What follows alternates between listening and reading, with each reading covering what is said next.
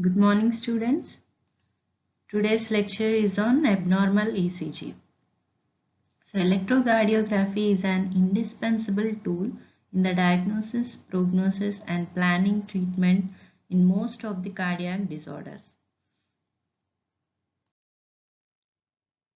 So, abnormalities in ECG are broadly categorized into four types: heart blocks, new rhythm center, myocardial infarction, and the effect of changes in ionic composition of blood.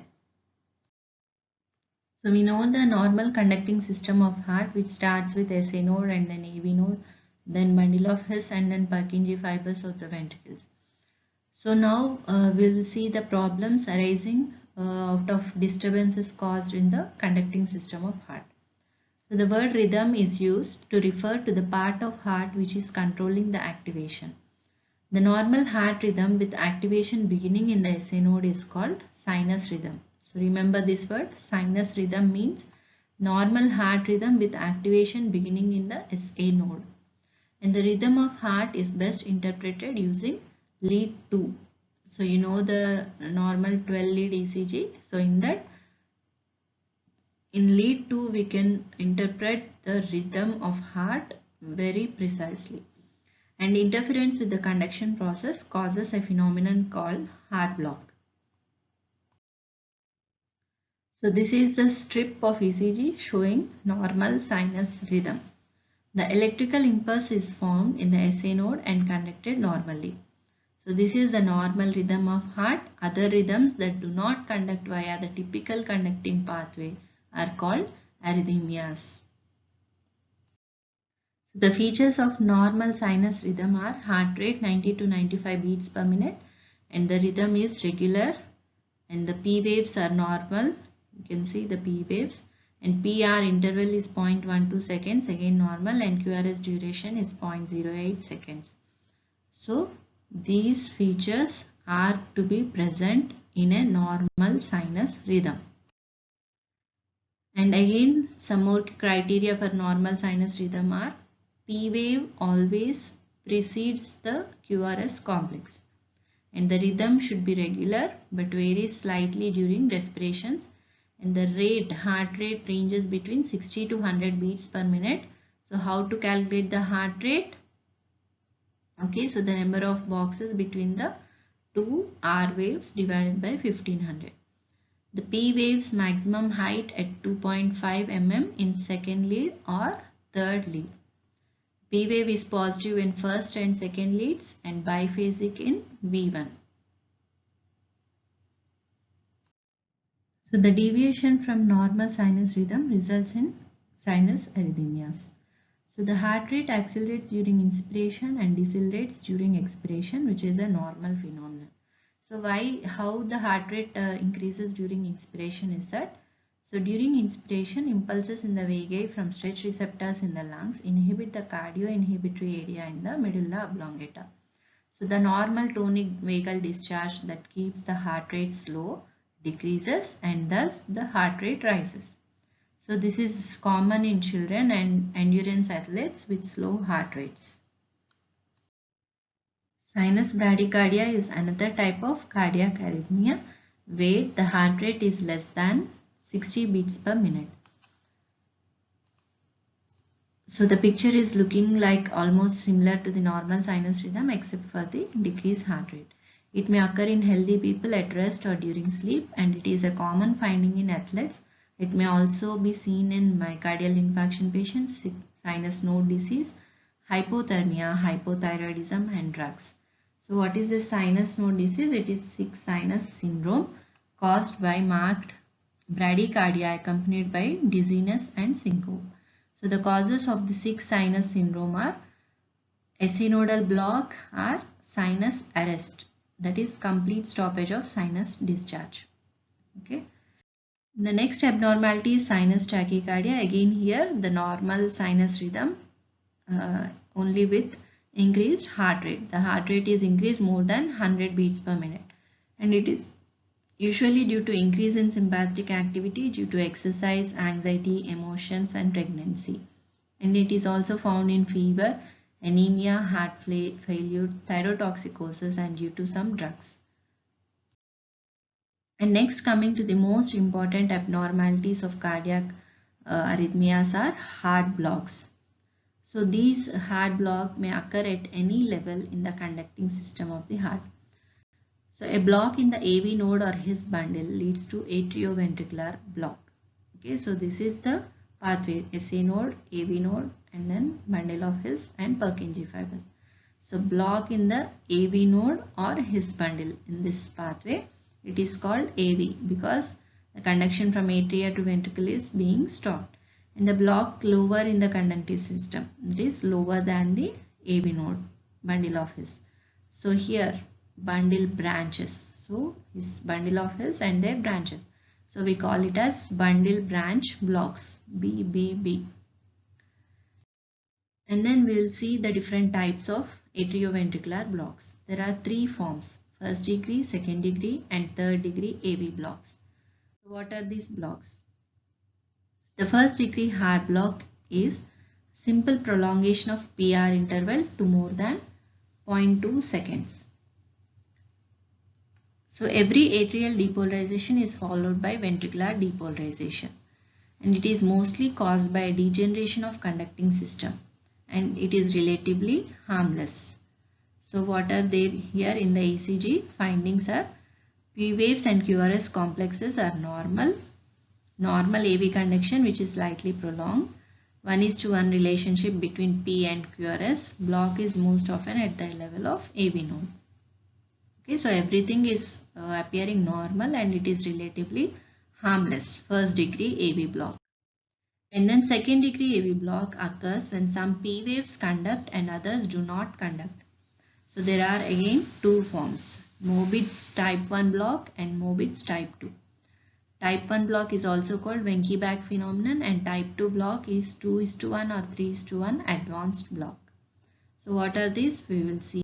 So in Wenckebach's phenomenon, there is progressive prolongation of PR interval until the P wave fails to conduct to the ventricle at all. So the PR interval just before the block P wave is much longer than the normal PR interval just after the block. Generally, the block is due to an AV nodal problem. Okay, so in this picture you can see there is prolongation of PR interval until the P wave fails to conduct to the ventricle at all. So the PR interval just before the blocked P wave is much longer than the PR interval just after the block. Okay. So 2:1 or 3:1 block in Mobitz type 2 second degree AV block.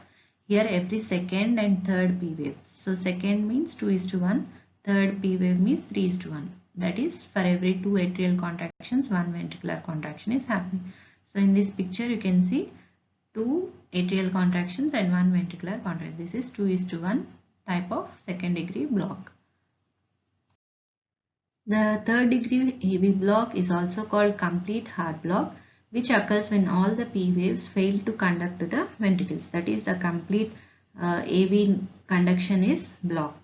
So in this situation, life is maintained by escape rhythm or idioventricular rhythm. That is, when the SA node fails its activity to initiate the rhythm, the next AV node bundle of His or ventricles, or because atrioventricular conduction itself is blocked, so the ventricles or Purkinje fibers will take up the activity of initiating the rhythm. So that is called idioventricular rhythm. So the block may be due to disease in AV node, which is AV nodal block, or in the conducting system below the node, that is infranodal. So if you see the picture, there is complete dissociation between the P waves and QRS complexes, which is called atrioventricular dissociation. But the sinus rhythm will be normal, which is, and the rate is also about 72 beats per minute. So the most common cause is septal myocardial infarction and damage to bundle of His during the surgery. And the next one is bundle branch block. So depolarization wave moves to the ventricle through one of these three pathways. That is, from the AV node bundle of His to the right bundle branch, and then to anterior fascicle through the left bundle, anterior fascicle and posterior fascicle. So we can have right bundle branch block, left bundle branch block, or fascicular blocks. So in the left bundle branch block, in the picture, we can see wide QRS complexes and W pattern in V1 and V2 and M pattern in V3 to V6 leads. Okay, so here you can see in W pattern in V1 chest lead and M pattern in V6 chest leads. So this is the identification features of left bundle branch block. The right bundle branch block are again wide QRS complexes, but the pattern M and W pattern will be changing in the leads. M pattern in V1, here right, V1 and V2, and then W pattern in here V3 and V3 to V6 chest leads. So we have completed the heart blocks. Now moving to the new or ectopic rhythm. That is, it refers to abnormal cardiac excitation produced either by an ectopic focus or re-entry phenomenon. So these may be characterized into atrial arrhythmias and ventricular arrhythmias. So what is the mechanism of development of arrhythmias? There are two main reasons. One is ectopic foci of excitation and then re-entry. So what is this ectopic foci and then re-entry mechanism? So normally there is a single focus of excitation, that is from the SA node. But in certain abnormal conditions, the His-Purkinje fibers or the myocardial fibers become hyperexcitable and discharge spontaneously. So in these conditions, increased automaticity of heart is said to be present. So the site in the heart which becomes hyperexcitable is called an ectopic focus, which may behave with a single discharge or repetitive discharge. If it discharges singly, that is at one time, when the ectopic focus discharges once, it is called extrasystole or premature beat, which is caused before the next normal beat.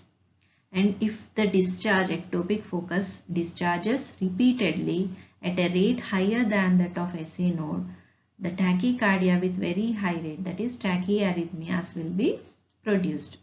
So depending upon the rate and rhythm and site of ectopic focus, the tachyarrhythmias are named as paroxysmal tachycardia, atrial flutter, fibrillation, and then both atrial and ventricular fibrillations. Okay, so that is the ectopic focus. Ectopic means other than the normal site. Now what is the normal site? SA node.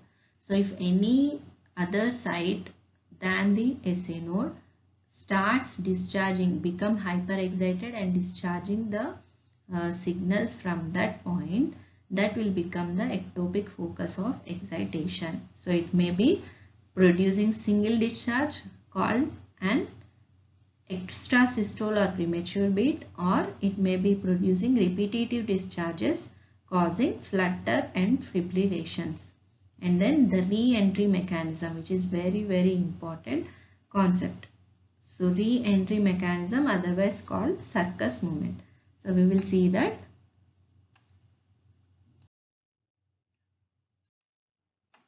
The re-entry phenomenon or circus movement refers to a phenomenon in which the wave of excitation propagates repeatedly or continuously within a closed circuit. So take this as a closed circuit. The wave of excitation propagates repeatedly here only, like a circuit. Okay, so this is the most common cause of tachyarrhythmias. So this re-entry wave occurs in two situations. First one, if there is a transient block, like here in this picture, there is a block in this circus movement. Okay, if there is a block, what happens? On one side, this block is present on one side of a portion of conducting system. The impulse can go down the other side. If the block then wears off, the impulse may conduct in a retrograde direction in the previously blocked side back to the origin and then descend again, establishing a circus movement. Okay, so the blue line is the explanation. If the block wears off, that is comes out, if the block is cleared off, the impulse may conduct in a retrograde direction in the previously blocked side back to the origin. This is the origin. So it is going back to the origin and then descend again. Come here, establishing a circus movement. So this is the re-entry phenomenon. Okay. The site of re-entry keeps on producing impulses continuously.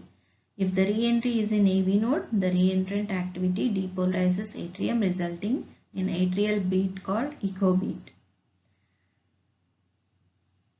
Okay, so the re-entry activity can also become established in atrial muscle fibers, producing the atrial tachycardia, flutter or fibrillation, and also in the ventricular muscle fibers, producing ventricular tachycardia and fibrillations.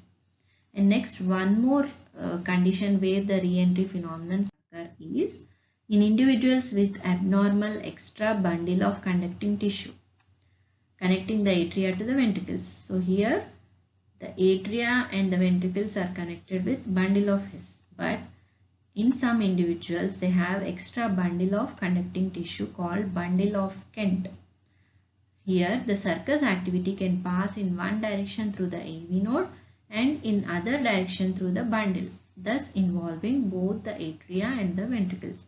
So other than the normal conducting system, they have one more extra bundle. So this leads to ECG changes like short PR interval, delta wave. Here one more wave is present, that is delta wave, and QRS complex will be broad. So three changes in the people with extra bundle of conducting tissue.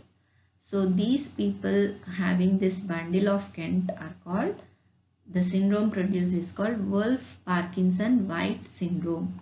Okay, so the ECG changes are short PR interval, the presence of delta wave, and then broad QRS complex. So the re-entry phenomenon is present in two conditions. One is transient block, which is normal in myocardial infarction, and then Wolff-Parkinson-White syndrome, which is the extra bundle of conducting tissue called bundle of Kent. So we will see the different ectopic cardiac rhythms. So first of all, in the atria, if there is an ectopic focus which discharges singly, it will produce an extrasystole, premature beat or atrial ectopic. So what happens here? There is an ectopic focus which discharges spontaneously other than the normal discharge from the SC node. So this a premature P wave which has a different configuration, and also there is an abnormal PR interval because of different path of atrial depolarization, and all these QRS complexes and the T waves are normal. And next is ventricular ectopics. Again the same reason, the ectopic focus present in the ventricles. It can arise from any portion of ventricular myocardium, and it may also occur in otherwise normally healthy individuals. And these premature beats or ventricular ectopics occur with many forms of heart disease, especially coronary artery disease. And the ECG appearance here is absence of P wave preceding the QRS complex. Okay, so this ventricular, these are all normal, and this is the ventricular ectopy. This preceding this abnormal QRS, there is P wave absent. So it is QRS complex compared to the normal one. It is prolonged and bizarre shaped because of the slow spread of impulse from the ectopic focus. And after this ventricular ectopic, there is a pause. That is, some time is prolonged. This is called compensatory pause. Since the retrograde transmission of depolarization to the atria usually does not occur with premature ventricular beat. So the atrial rate remains unaltered. The atrial depolarization that follows the premature ventricular beat arrives while the AV node is still refractory, and therefore it is not conducted to the ventricles, creating a pause in the ventricular rhythm. Okay, so the depolarization which is transmitted after the ventricular beat, premature ventricular beat, comes to the AV node, but it is in still refractory phase. So that's why there is a pause produced immediately after the premature ventricular beat or ectopic. So this is premature ventricular beat followed by a compensatory pause. So this is very important viva question. And then we will see the atrial fibrillation. So fibrillation is when the ectopic focus repeatedly discharges. When it discharges for a single time, it will produce an ectopic or premature beat or extrasystole, we call like that. And if the ectopic focus discharges repeatedly, we call it as fibrillation or flutter. And in atrial fibrillation, there is irregular RR intervals and absent organized atrial activity. The atrial activity is not at all organized, that means it is absent, and the RR intervals are very much irregular. It is the commonest tachycardia in patients over 65 years. It is maintained by continuous rapid activation of the atria, that is 300 to 600 per minute. Only a proportion of these impulses are conducted to the ventricles. Not all the impulses are conducted to the ventricles. Only few are conducted to the ventricles. So the ECG looks like this. The atrial activity is completely absent, showing only irregular RR intervals. Next one is atrial flutter, which is often associated with atrial fibrillation. The visible flutter waves appear at 300 per minute, which is called sawtooth appearance. The flutter waves present are appearing like a sawtooth, and typically the ECG shows sawtooth waves between QRS complexes. The next one is premature ventricular contraction or paroxysmal ventricular tachycardia. So this is about ventricular arrhythmias.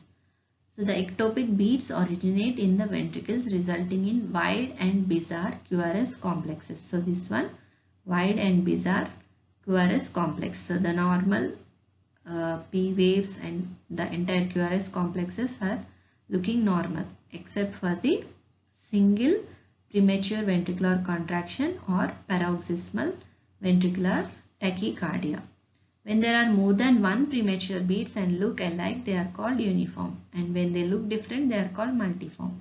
One or more ventricular cells are depolarizing and the impulses are abnormally conducting through the ventricles. So that is the cause for premature ventricular contraction or paroxysmal ventricular tachycardia. And what is this ECG strip showing? There are no atrial activity, no proper QRS complexes. Simply there are, we can say that the heart rate is increased. So the rate is 160 beats per minute. Rhythm is very much regular because all are looking similar. In the P waves, no. PR interval, no, not present. QRS duration, it is very wide, that is more than 0.12 second. So the interpretation of this ECG strip is ventricular tachycardia. So ventricular fibrillation is the most common cause of sudden death in the elderly patients, especially with myocardial infarction. So if you see the ECG recording of this patient, there are irregular waves, undulating waves of varying frequency and amplitude are present. We can't say it is any type of rhythm. So what is the reason for this fibrillation? Ventricular cells become hyperexcitable and depolarize randomly. And there will be rapid drop in cardiac output and death occurs if the condition is not quickly reversed. So coming to the next abnormality, that is myocardial ischemia and infarction, which is the most common abnormality, cardiac abnormality in elderly patients. So what is the infarction or how does this condition be produced in the patients? When the blood supply to part of myocardium is interrupted or the blood supply is decreased, profound changes take place in the myocardium that lead to irreversible changes and death of the muscle cells. So the death of muscle cells is called ischemia. And if this ischemia is present for prolonged periods, it will lead to infarction, that is complete loss of the muscle cells. For diagnosing this condition, ECG is very useful diagnostic tool. And also not only for diagnosing, it is useful for locating the area of infarction. And some of the changes seen in ECG, sometimes even within minutes, are ST segment elevation. Otherwise, we can take this ST segment elevation to name the myocardial, that is STEMI. Okay, what is the full form of this? ST segment elevation myocardial infarction. And the next change is T wave flattening or inversion, and also prominent Q waves and ST segment depression in ischemia. Okay, so when you will see the ST segment elevation in the leads overlying the area of the infarct, and ST segment depression is seen in the leads opposite side of the area of infarct. So elevation is seen in the leads overlying the infarct and depression is seen in the leads opposite side of the area of infarct. So this is the physiological basis of all these ST segment elevation or depression or the T wave flattening or inversion. For all these changes, this is the physiological basis. So what is it? So the normal resting state of the heart muscle is polarized, that is outside positive, inside negative. And what happens in the infarcted heart muscle? There is decrease in resting membrane potential due to breakdown of the membrane, which produces increased potassium efflux and increased sodium influx. So therefore, the inside of the infarcted cells become less negative, which is shown as positive here, compared to the surrounding normal area. As a result, the resultant extracellular current flows into the infarct. So the current flows into the infarct. So here the resultant extracellular current flow. So what happens during? So this is the infarcted area and this is the normal area. During depolarization, this is at rest and this is during depolarization. How the current is flowing? The current is flowing out of the infarct into the normal area. How this is happening means the infarcted area gets slowly depolarized compared to the normal surrounding area. Because of the delayed depolarization, the inside of infarcted cell attain positivity later than the normal cells. That is, it remains negative compared to the adjacent positive area. So the resultant current flows out of the infarct area to the normal area. So that is during depolarization. And what happens during depolarization? Here also finally the extra cell current flows from the infarct into the normal area. So how? The infarcted cells get rapidly repolarized. That is, inside becomes negative due to accelerated opening of potassium channels causing increased potassium efflux. Whereas the surrounding normal cells are still in depolarized state. Okay, so here it is simple positive and negative.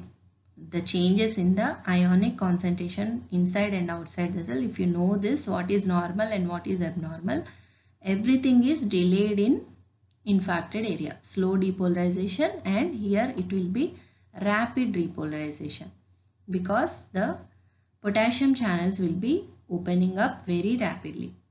So again here also the current, the resultant extracellular current flow is from the infarcted into the normal area.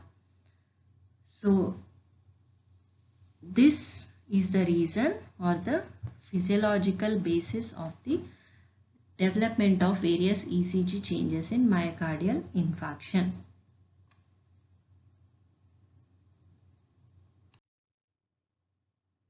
The elevation of ST segment greater than one small box in two leads is consistent with a myocardial infarction.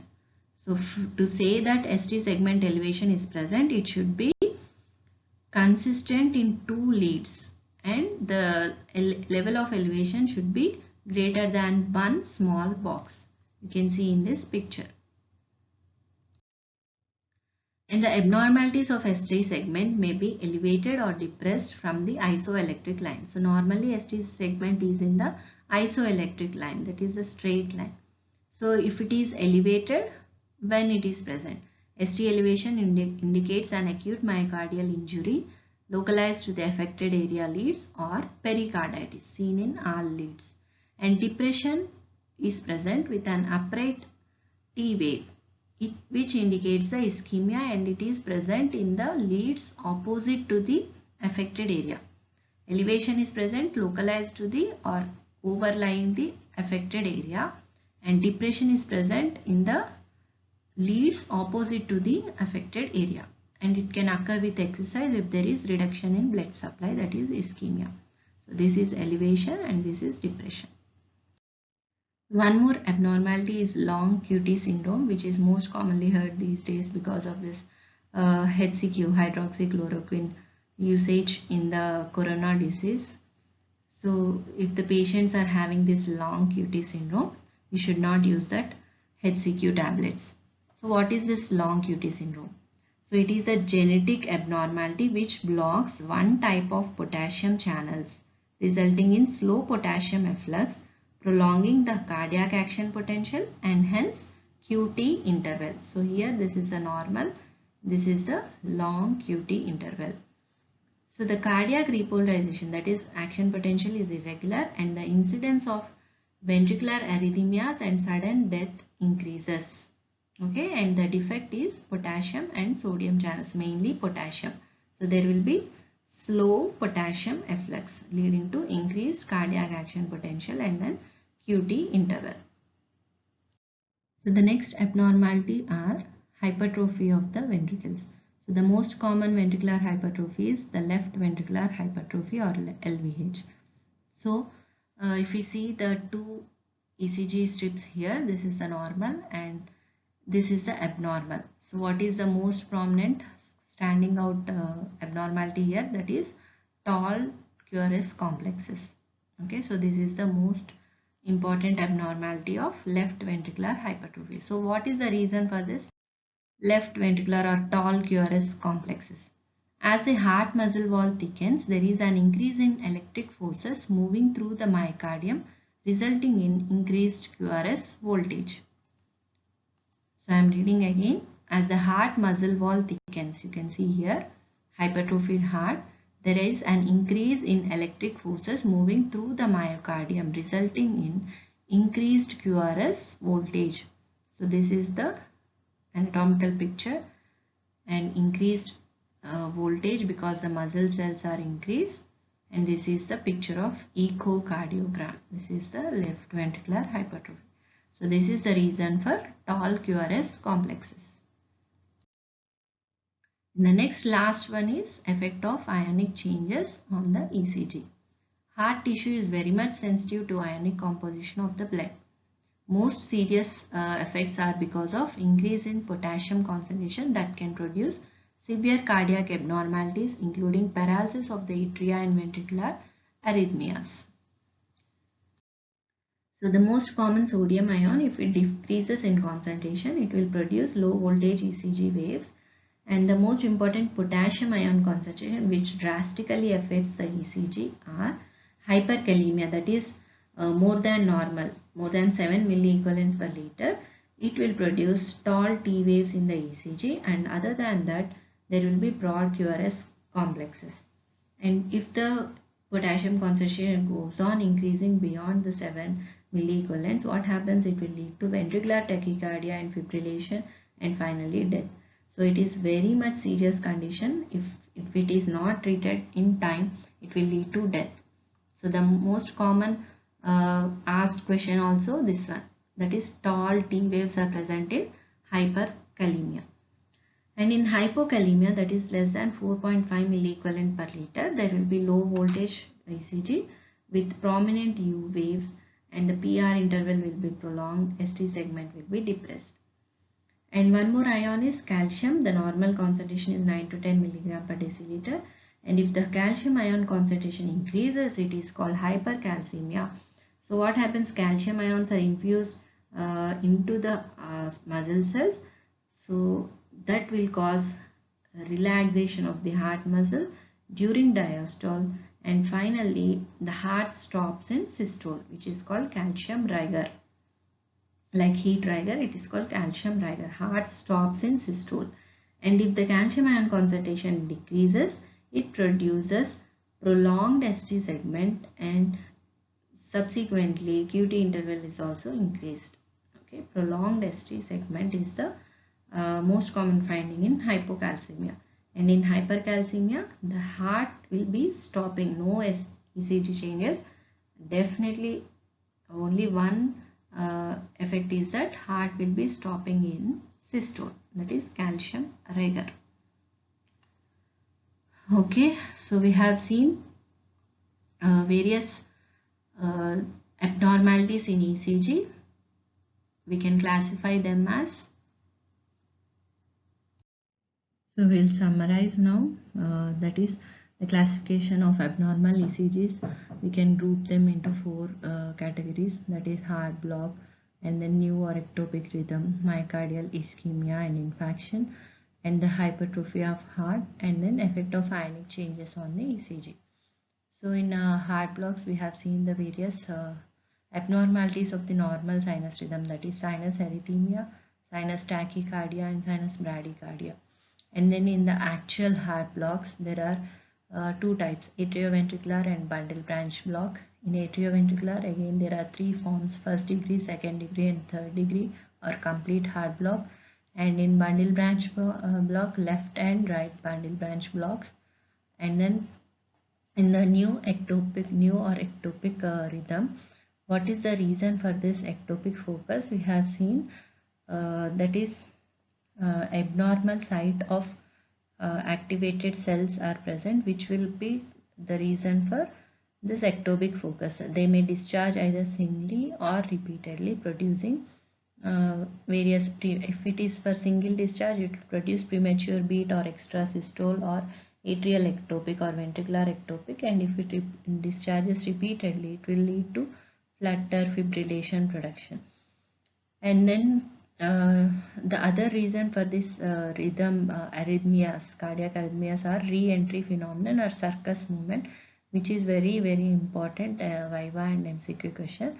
So the reason for re-entry, if it is in a transient block, that is myocardial infarction, and one more condition for the re-entry is that abnormal bundle, that is bundle of Kent, which is the most common, Wolff-Parkinson-White syndrome, WPW syndrome. So we have seen all those arrhythmias. And then myocardial ischemia, the reason for the development of ST segment elevation, we have seen that in infarcted area there is delayed depolarization and rapid repolarization and change in the normal polarized state of the myocardial cell. Elevation is present in the leads present overlying the infarcted area, and depression is present in the leads opposite the infarcted area. So these 2 points you have to remember. And then in ventricular hypertrophy, we have seen the tall QRS complexes. And finally in the ionic changes, sodium, potassium and calcium, the hyperkalemia, tall T waves are the very important ECG changes. And then hypercalcemia, we have seen the heart will stop in systole. So these are the few important points which you have to remember in abnormal ECG. Okay, or we can say that clinical significance of ECG in all these abnormal conditions of the heart. Okay, I hope you all understood this. So try to remember the important points which I have told you now. And finally, thank you.